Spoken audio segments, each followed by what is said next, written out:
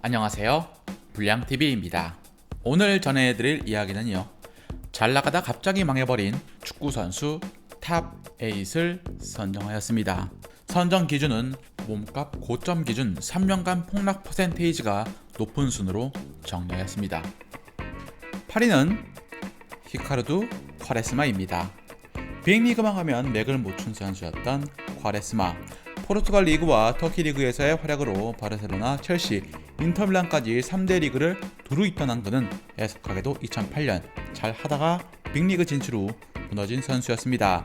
따라서 빅리그에선 단 3년밖에 있지 못했고 골은 2골에 불과하다는 것이죠. 반면 터키와 포르투갈 리그에선 67골과 105도움을 기록했습니다. 쿼레스마에게 홀려 인터밀란의 무리뉴 감독이 330억을 질러 데려오고 포르투갈의 전 감독이었던 스콜라리가 첼시에서 쿼레스마를 임대로 부르기도 했지만 모두 실패했습니다.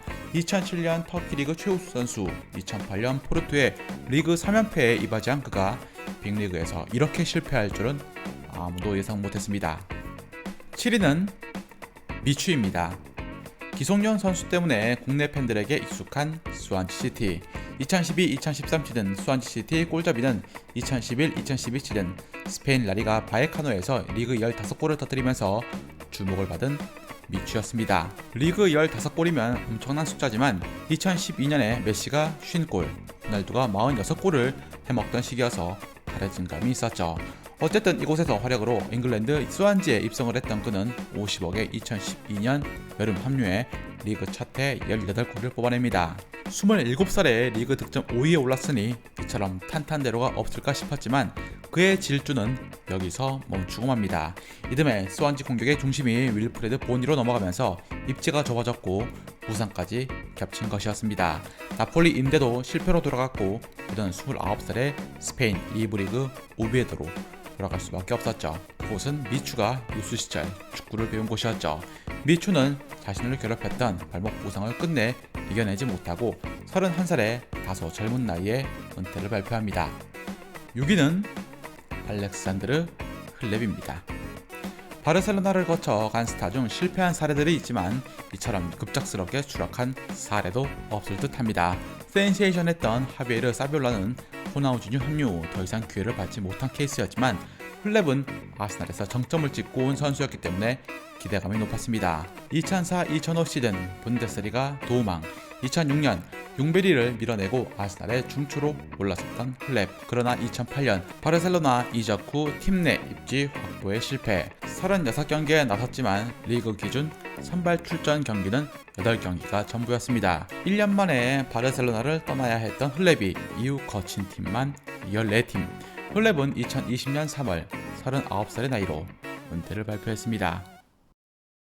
5위는 마테아 케즈만입니다.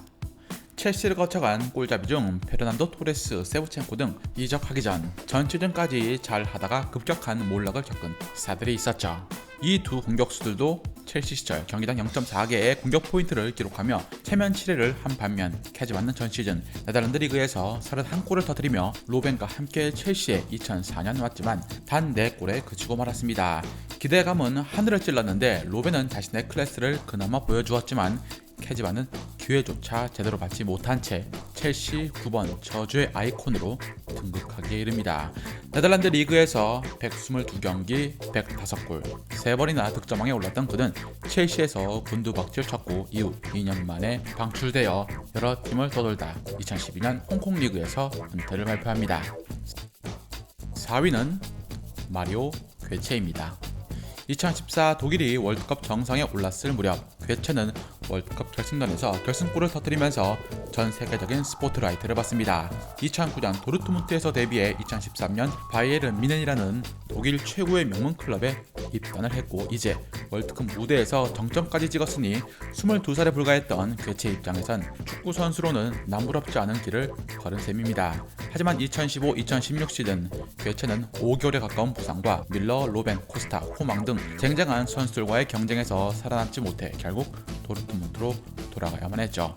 이때부터 갑작스럽게 추락은 가속 페달을 밟기 시작을 했고 2018-2019 시즌 반짝 부활한 것만 빼면 토르강 아자르, 제이든 산초에 밀려 선발로 나오지 못했으며 마르코 로이스에게 자신의 역할까지 빼앗기게 됩니다. 결국 팀에서 자리를 잃고만 괴체는 2020년 여름 독일을 떠나서 아인트호벤으로 이적을 결심을 했죠. 1992년생인 괴체는 아직 젊고 유망주 시절 너무나 빛났기에 아쉬움은 더욱더 크게 느껴집니다. 3위는 후비뉴입니다. 펠레 이후 브라질 산토스 클럽이 배출한 최고의 스타라고 찬사를 받은 후비뉴는 브라질에서 떨친 유명세로 2005년 당시 최고의 클럽이었던 레알 마드리드에 입단을 하면서 화려한 유럽 신고식을 치릅니다. 이 시기 2005 컨페더레이션스컵 우승 멤버로 활약까지 했으니 그야말로 브라질 축구의 미래라고 봐도 무방할 정도였습니다. 그러나 2007-2008 시즌부터 구단과의 관계가 틀어지고 맨시티로 이적을 하면서 그의 축구 인생은 뒤틀리기 시작합니다. 후비뉴는 맨시티 입장에선 새로운 시대를 연 신호탄 같은 존재였지만 선수 본인에겐 악수였습니다. 26세의 젊은 선수였던 후비뉴는 2년을 넘기지 못하고 AC 밀란으로 다시 이적을 해야만 했죠. 밀란 두 번째 시즌부터 삐걱거리더니 2013년엔 계륵으로 전락해 AC 밀란과 2015년 결별했고 결국 이곳저곳을 떠돌다 2020년 마지막 불꽃을 태우고자 자신의 고향 산토스로 5개월짜리 계약을 하면서 복귀합니다. 2위는 멘디에타입니다.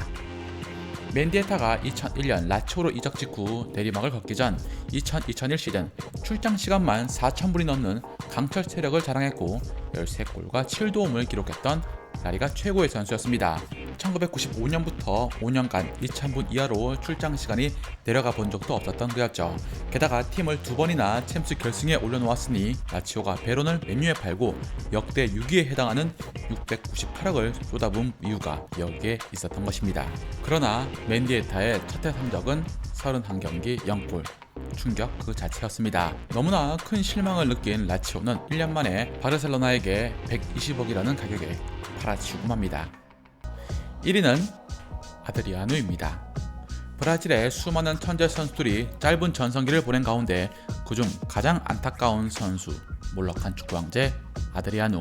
브라질의 호나우두를 잇는 차세대 축구 황제로 추앙받는 그는 큰 키에 파워풀한 슈팅으로 2000년대 중반 이탈리아 무대를 호령했습니다.